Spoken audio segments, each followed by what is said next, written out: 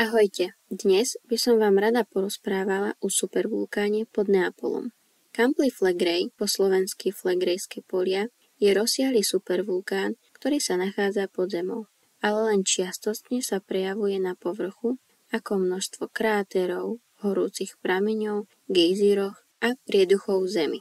V Campli Flegrei sú prieduchy v zemi, ako napríklad Solfatara, turistické známe miesto.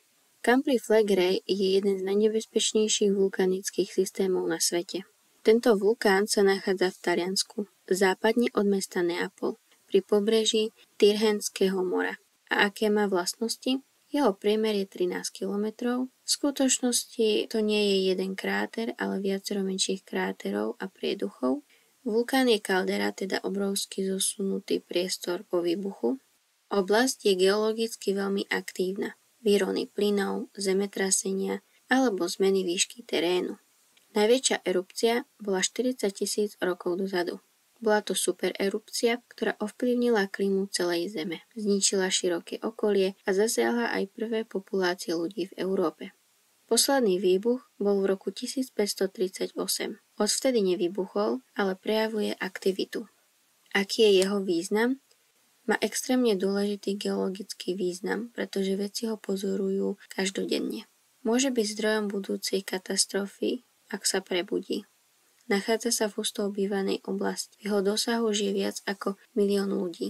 Erupcia by mohla mať globálne následky. V súčasnosti od roku 2023 je zvýšená aktivita, silné otrasy, výrony plynov a dvíhanie zeme. Úrady sledujú oblasť v žltom až oranžovom varovnom stupni. Obyvatelia blízkej dediny a okolia boli viackrát evakuovaní. Vedci sledujú, či dôjde k erupcii, ale nedá sa presne predpovedať. A zaujímavosti na záver, tak názov Campli Flegrei znamená ohnivé polia. Oblasť bola známa už v antike.